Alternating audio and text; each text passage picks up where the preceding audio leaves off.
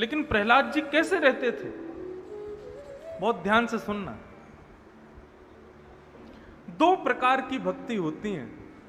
एक भक्ति होती है प्रकट भक्ति और एक भक्ति होती है अप्रकट भक्ति। प्रकट भक्ति किसे कहते हैं? प्रकट भक्ति का मतलब है कि जैसे मेरे माथे पर तिलक देख करके आपको लगेगा कि हाँ ये पूजा करते होंगे, मेरी चोटी देख करके लगेगा कि हाँ ये ब्राह्मण होंगे, मेरी वेशभूषा देख करके लगेगा हाँ ये कोई महाराज होंगे, मेरे से बात करेंगे तो शब्द सुनकर के आपको लगेगा कि नहीं ये कथा करते होंगे। ये हो गई प्रकट भक्ति, मतलब मेरी चाल ढाल उठना बैठना सब बता रहा है कि ये भगवान से संबंध रखते हैं। लेकिन अप्रकट भक्ति का मतलब क्या है? अप्रकट भक्ति का मतलब उसको देख करके अंदाजा ना हो कि ये भक्ति करता होगा, उसके पहनाव ओढ़ाव से ऐसा ना लगता हो कि ये भगवान की कथा सुनता होगा, उसकी भाषा सुनकर के ना लगता हो कि ये कथा सुनता होगा, उसके येन केन प्रकारेण समस्त स्वरूप को देख करके ये कोई अनुमान ही ना लगा सके कि ये भक्त होगा। इसको कहते हैं अप्रकट भक्ति। जिन लोगों के घर वाले परेशान करते हैं, जिन लोगों के आसपास के लोगों को उनकी भक्ति से चिंता होती है, दिक्कत होती है, ऐसे लोगों को क्या करना चाहिए? दो ही रास्ते हैं, या तो मीराबाई बन जाओ, सब छोड़ो हरि भजो, और यदि मीराबाई नहीं बन सकते ना तो सबके बीच में रह करके अंतर्निष्ठ भक्त बन जाओ, अप्रकट भक्ति करो। अप्रकट भक्ति का मतलब क्या है? दिखाओ मत किसी को भी, अंदर ही अंदर वो भक्ति चलने दो।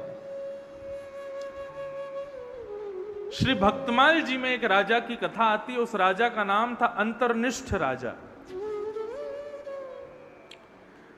वो राजा अप्रकट भक्ति करता था।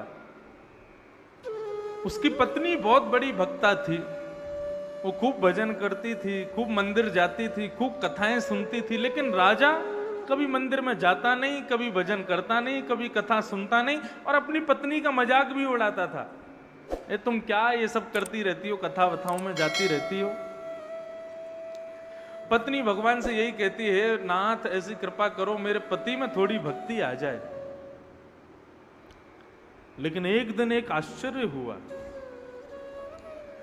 रात्रि में राजा सोया था, रानी आकर के उसके बगल में सो गई, रात्रि में भगवान का स्मरण करके सो गई। थोड़ी देर बाद ही रानी को कुछ अनुभव हुआ। उसने उठ करके देखा तो बगल में राजा जो बैठा था उसका पूरा शरीर कांप रहा था।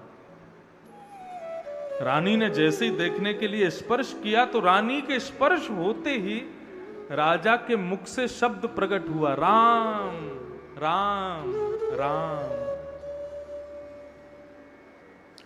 रानी ने जब ये शब्द सुना वो समझ गई।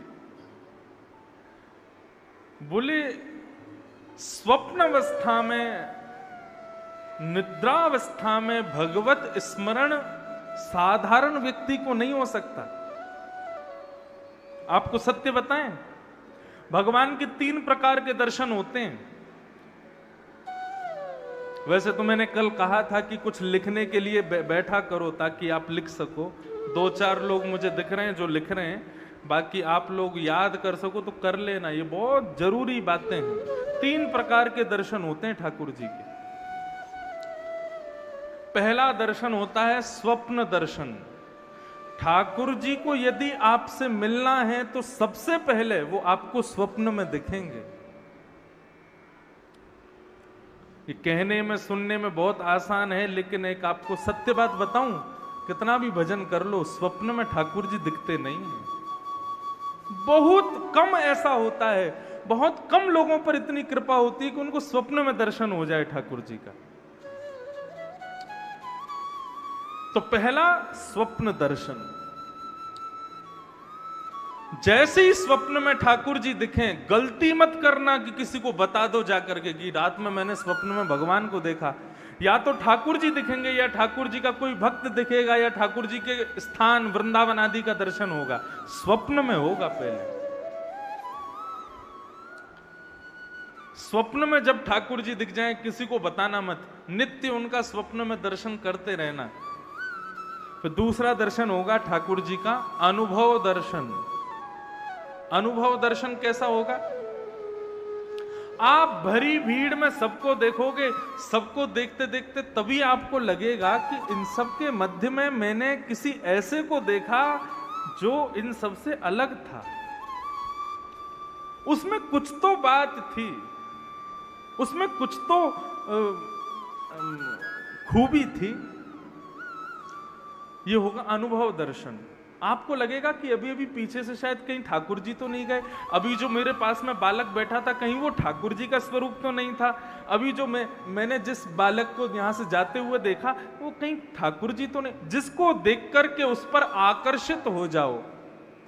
आकर्षण भी दो प्रकार के होते हैं, एक होता है काम युक्त आकर्षण और एक होता है निष्काम आकर्षण।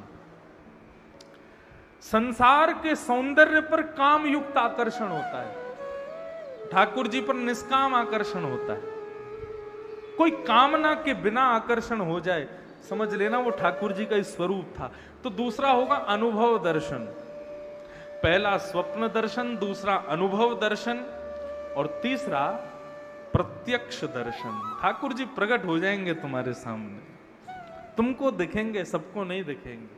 ये तीन दर्शन है। तो रानी ने जैसे ही सुना कि राजा के मुख से राम राम राम शब्द निकला है, इसका मतलब ये निश्चित ही अंतर्निष्ठ भक्त हैं। दिखाते नहीं है लेकिन अंदर ही अंदर इनके अंदर भजन चलता रहता है। दूसरे दिन रानी ने ऐसे ही पूरे राजभवन को सजाया, ढोल नगाड़े बज रहे थे, मंगल वाद्य बज रहे थे। राजा उठ करके गया, रानी से पूछने लगा ये सब क्या हो रहा है, इतनी सजावट क्यों हो रही है, ये मंगल वाद्य क्यों बज रहे हैं, ढोल नगाड़े क्यों बज रहे हैं? और रानी ने कहा क्योंकि रात को मुझे एक भेद पता चला है। बोले कैसा भेद? बोले आप मुझसे छुप करके भक्ति करते हो, मैं मंदिर जाती हूं तो मजाक उड़ाते हो, मैं कथा सुनने जाती हूं तो मेरा उपहास करते हो, लेकिन कल रात्रि मुझे पता चल गया कि अंदर ही अंदर अंतर्निष्ठ होकर के, अप्रकट होकर के आप भी भक्ति करते हो। राजा बोला तुमको कैसे पता चला? बोले क्योंकि रात्रि में सोते हुए आपके मुख से राम राम राम राम शब्द का उच्चारण हो रहा था। और ये साधारण नहीं है, जो निरंतर भगवत स्मरण करता है उसी को स्वप्न में भगवत स्मरण होता है। आपकी चोरी पकड़ी गई है, आप भगवान से दूर नहीं रहते, आप अंदर ही अंदर भगवान को स्मरण करते। जैसे ही रानी ने यह बात कही, राजा के दोनों नेत्र सजल हो गए। राजा रुदन करने लगा, अपनी पत्नी को बोले देवी अब तुम इस राजपाट को संभालो और मेरा पुत्र बड़ा हो जाए तो उसको राजा बना देना, अब मैं जीवित नहीं रहूंगा। रानी बोली ऐसा क्यों कहते हो, आप जीवित क्यों नहीं रहोगे, क्या हुआ? राजा ने इतनी सुंदर बात कही। राजा बोले मैं जिसकी वजह से जीवित था वो मेरे भीतर बैठा था, मैंने उसको कभी प्रकट नहीं किया। मैं राम नाम से ही जीवित था, वो राम नाम मेरे भीतर बैठा था। और तुमने बताया कल रात्रि वो राम नाम मेरे मुख से बाहर आ गया, अब जब राम नाम ही बाहर आ गया तो मैं जीवित कैसे रहूं? ऐसा कहते ही राजा के प्राण निकल गए और उनकी मृत्यु हो गई। इसको कहते हैं अंतर्निष्ठ भक्ति, अप्रकट भक्ति। तो जिन लोगों के घर वाले परेशान करते हैं, जिन लोगों के आस पड़ोस वाले मजाक उड़ाते हैं, तुम्हारी कथा सुनने से, मंदिर जाने से, वृंदावन जाने से उनको तकलीफ होती है, दो ही रास्ते हैं, या तो मीराबाई बन जाओ या फिर अंतर्निष्ठ बन जाओ। किसी को मत दिखाओ कि तुम भक्ति करते हो, किसी को मत दिखाओ कि तुम माला जपते हो, किसी को मत दिखाओ कि तुम रात रात भर उठ करके ठाकुर जी का स्मरण करते हो, किसी को बताने की जरूरत नहीं है।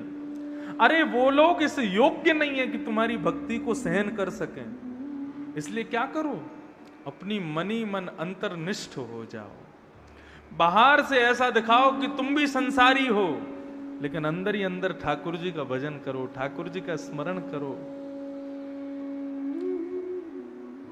ये अंतर्निष्ठ भक्त का लक्षण है। और एक बात कहूं आपको, प्रकट भक्ति करने वाला दूसरी स्टेज पर है, अप्रकट भक्ति करने वाला प्रथम श्रेणी का भक्त है, वो सर्वश्रेष्ठ भक्त है। हमारी कथा सुनते हैं कई युवान लोग, कई आजकल के यंगस्टर्स, या तो कथा सुनेंगे नहीं, और सुन ली तो महाराज उनको ऐसी चढ़ जाती है, बड़े बूढ़े तो क्या पागल होंगे ठाकुर जी के लिए, युवान ज्यादा हो जाते हैं। ऐसी स्थिति में क्या होता है, उनके परिवार वाले दुखी हो जाते हैं, बोले महाराज ये ना तो कॉलेज जाता है, ना यूनिवर्सिटी जाता है, ना काम पे जाता है, ना जॉब करता है, पूरे दिन अपने ठाकुर जी की सेवा करता है, वृंदावन में पड़ा रहता है, कथा सुनता रहता है। उन बच्चों को मैं यही बात बताता हूं, प्रकट करने की जरूरत नहीं है, अब प्रकट भाव से ठाकुर जी का स्मरण करो। ये संसार तुम्हारी भक्ति देख पाए इतना योग्य नहीं है, इसलिए मत दिखाओ किसी को। अपने हृदय को ही एक कुंज बना लो, उस अपने हृदय कुंज में ठाकुर जी को बिठा लो। संसारी नेत्रों को बंद करके अपनी अंतर्निष्ठ नेत्रों से अपने हृदय कुंज में ही ठाकुर जी की सेवा करो। एक समय नियुक्त कर लो, उतनी देर तुम संसार से अलग रहो, नेत्र बंद करके अपने हृदय कुंज में ही ठाकुर जी को झूला झुलाओ, ठाकुर जी को पलना झुलाओ, ठाकुर जी को हाथों से भोग लगाओ, ठाकुर जी की सेवा करो, ठाकुर जी के संग खूब आनंद करो। ये अप्रकट भक्ति ज्यादा श्रेष्ठ है। आप विश्वास मानना, अंतर्निष्ठ होकर के अप्रकट भक्ति जब करने लग जाओगे तो एक दिन नेत्र बंद करके अपने हृदय कुंज में झांक करके जब ठाकुर जी को देखोगे, वहीं पर लाड़ लड़ाओगे, वहीं पर सारी लीलाएं करोगे। ऐसा करते करते करते एक दिन जब तुम अपनी लीला को पूर्ण करके जब नेत्र खोलोगे तो संसार नष्ट हो चुका होगा, तुम भी उस कुंज में पहुंच जाओगे। इसको तीसरा नाम और दिया जाए तो इस भक्ति को कहते हैं मानसी भक्ति। कौन सी भक्ति? मानसी भक्ति, मानसिक भक्ति। जैसे मनसा वाचा कर्मणा 3 प्रकार से पाप होते हैं। आपने किसी को मारा, ये हो गया कर्मणा पाप। आपने किसी को बोल करके बुरा फील करवाया, ये हो गया वाचा पाप। और आपने ना किया ना बोला, केवल मन में सोच लिया ये आगे जाए, इसका एक्सीडेंट हो जाए, इसका ये बुरा हो जाए, इसका पांव टूट जाए, ये हो गया मनसा पाप। जैसे मनसा वाचा कर्मणा पाप लगते हैं, ऐसे ही मनसा वाचा कर्मणा भक्ति भी होती है। वाचा मत करो, कर्मणा मत करो, लेकिन मानसिक भक्ति करो। जिन जिन लोगों को ये बात समझ में आ गई हो, वो लोग इस पर अमल करना और इसको क्रियान्वित करना, ये भाव है भक्ति का। ये भाव कथा क्रम में चलें थोड़ा सा। कल हम लोगों ने श्रवण किया कि भक्ति ज्ञान वैराग्य को पुष्ट करने के लिए भागवत की कथा हुई, और सनक सनंदन सनातन सनत कुमारों ने आनंद नाम के वन में बैठ करके सबको कथा सुनाई, जिसको सुनकर के भक्ति ज्ञान वैराग्य तीनों युवान हो गए। इस प्रकार कथा का क्रम चल रहा था। तभी नारद जी महाराज ने सनत कुमारों से एक प्रश्न किया। बहुत ध्यान से सुनिएगा।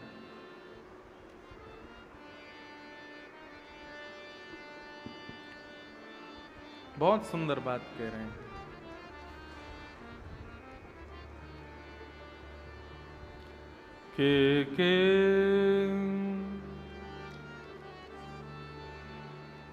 विशुद्ध्यन्ति वदन्ति मह्यम् सप्ताहयज्ञेन कथामयेन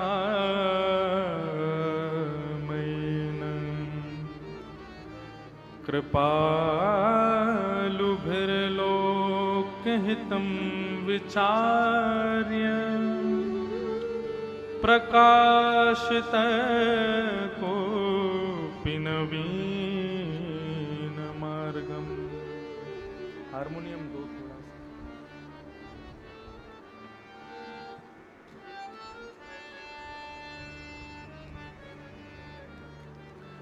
नारद जी महाराज प्रश्न कर रहे हैं, बहुत ध्यान से सुनना। के विशुद्ध्यन्ति वदन्ति मह्यम सप्ताह यज्ञेन कथामयेन। हे महाराज, इस सप्ताह कथा को सुनने से कौन कौन से प्रकार के पापी लोग अपने पापों से मुक्त हो जाते हैं, कृपा करके मुझको बताइए। अनेक प्रकार के पाप होते हैं, उन पापों को करने वाले कौन कौन से लोग पवित्र होते हैं, कृपा करके मुझको बतलाइए भगवान। तब सनत कुमार उत्तर देते हैं, बहुत ध्यान से सुनना।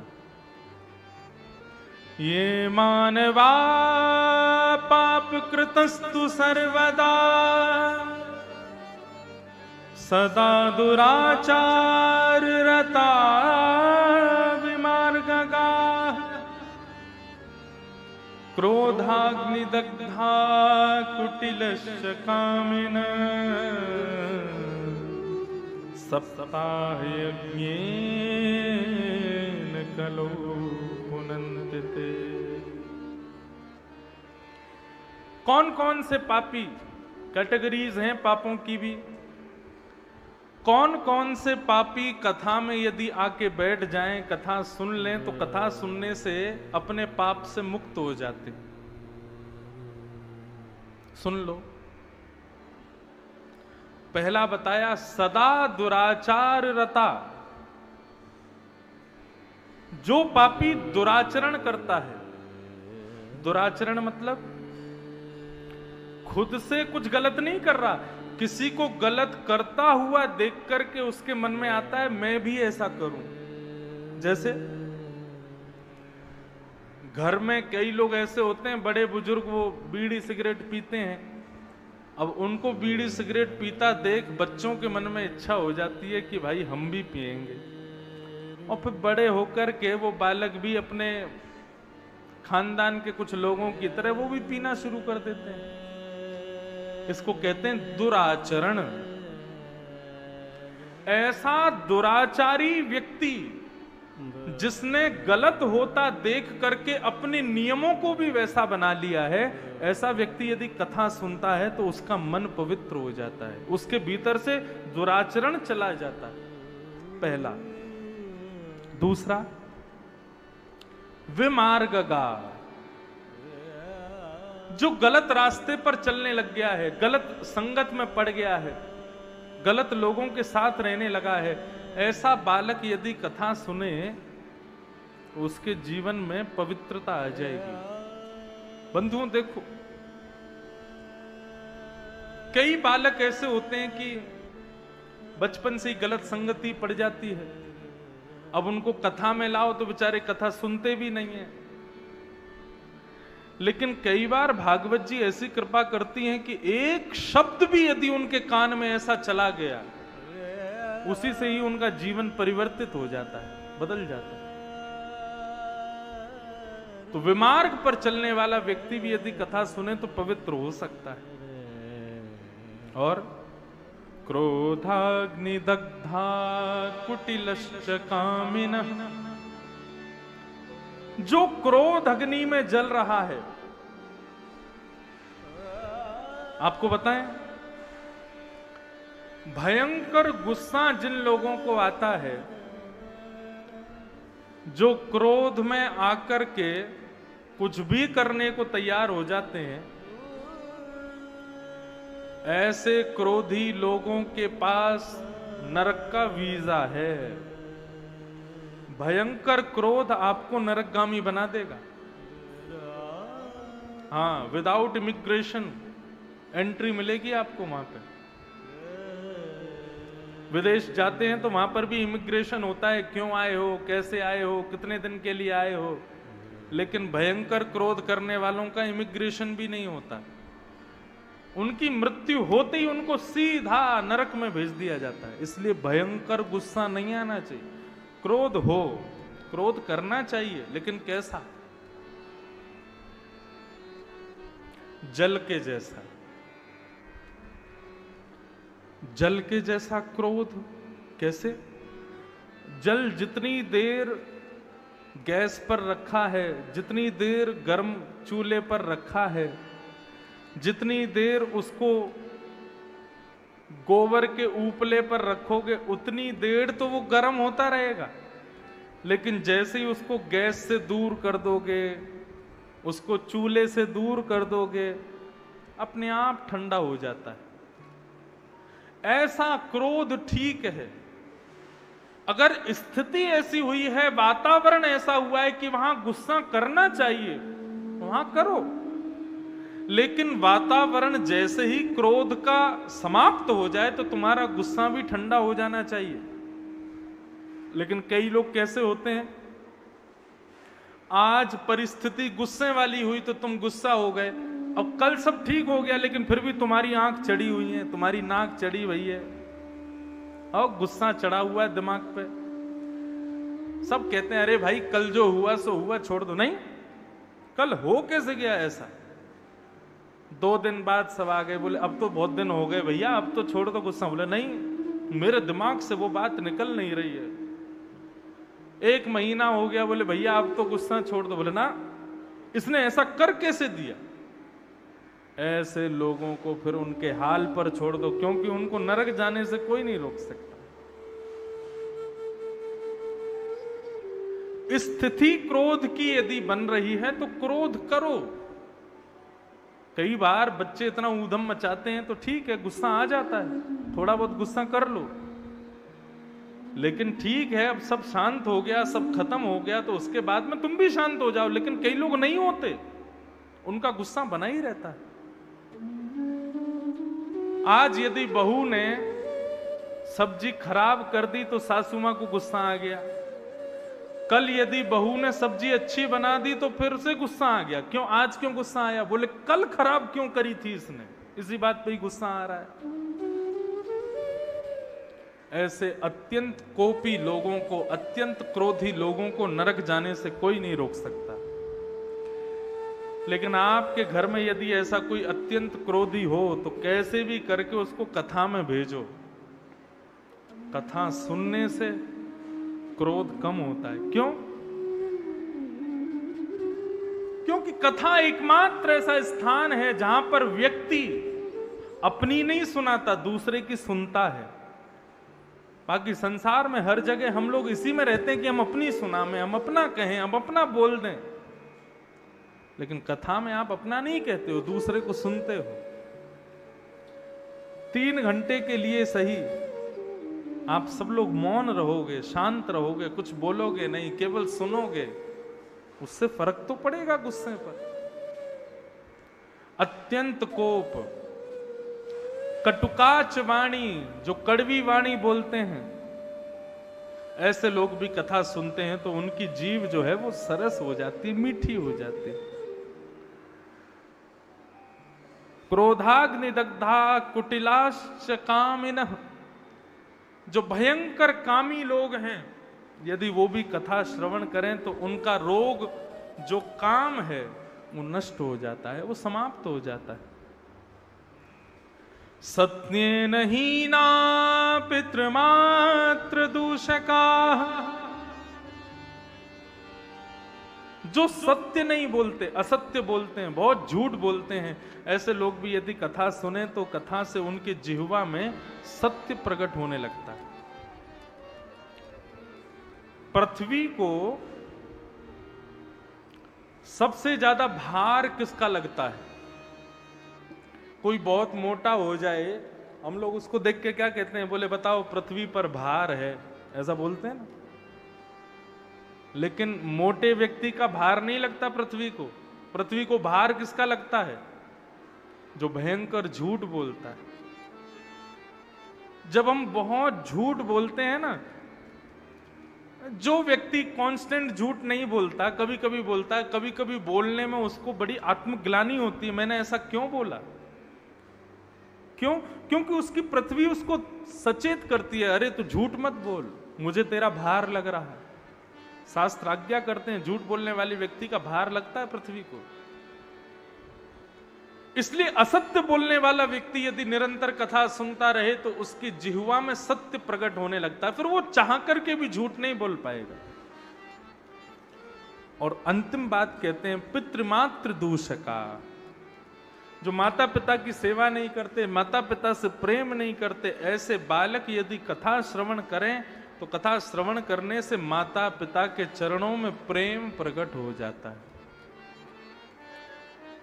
अनेक प्रकार के पापियों के बारे में बताया, लेकिन जैसे ये बात कही कि माता पिता से बैर करने वाला कथा सुने तो पवित्र हो जाता है, तो नारद जी महाराज बोले भगवान मुझे ये बात समझ नहीं आती, थोड़ा विस्तार से बताओ, ये कैसे संभव है? माता पिता से बैर करने वाला कथा सुनकर के कैसे उनका प्रेमी हो सकता है, मुझे कृपा करके बताओ। क्योंकि हमने सुना है माता पिता से बैर करने वाले का तो उद्धार नहीं होता, नरक में भी उसके लिए जगह नहीं होती। आप कृपा करके मुझे बतलाइए। तब यहां पर सनत कुमारों ने धुंधुकारी की कथा सुनाई, आत्मदेव की कथा सुनाई। एक कथा है, वैसे तो सबने सुनी होगी कथा में, लेकिन कुछ नया मिले इसलिए दोबारा सुनो। तुंगभद्रा नदी के तट पर एक उत्तम नाम का नगर है। उस नगर में एक ब्राह्मण रहते हैं, उस ब्राह्मण का नाम है आत्मदेव। आत्मदेव ब्राह्मण के कोई संतान नहीं थी, इस बात से वो बड़े दुखी थे। आत्मदेव की पत्नी का नाम था धुंधुली। अब देखो, इस पूरी कथा को खुद से जोड़ो। सब लोग इधर देखो, सावधानी से कथा सुनो। ये आत्मदेव कोई और नहीं है, हम ही आत्मदेव हैं। और इसकी पत्नी जो धुंधुली है, ये कोई और नहीं है, हम सबकी मति ही धुंधुली है, हम सबकी बुद्धि, ये हमारी पत्नी है। हमारा मन, ये हमारी पत्नी है धुंधुली। आपसे कोई कहे राधा कृष्ण मंदिर में कथा चल रही है, चलो चल करके सुन के आवे, तो आप क्या कहते हो? ठीक है, मन होगा तो जाएंगे। मन से पूछ करके जाते हो। मन जहां कहता है हम वहीं जाते हैं। मन की कहीं इच्छा नहीं होती तो हम वहां जाते भी हैं, तो हमारा भाव वहां से नहीं जुड़ता। मन हमारी पत्नी है, यही धुंधुली।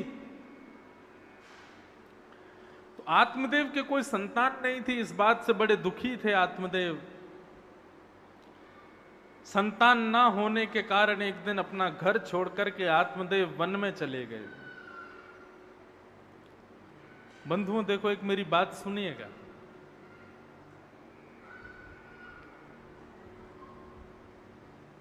संसार में ठाकुर जी तुमको जो दे दें उसको प्रसाद समझकर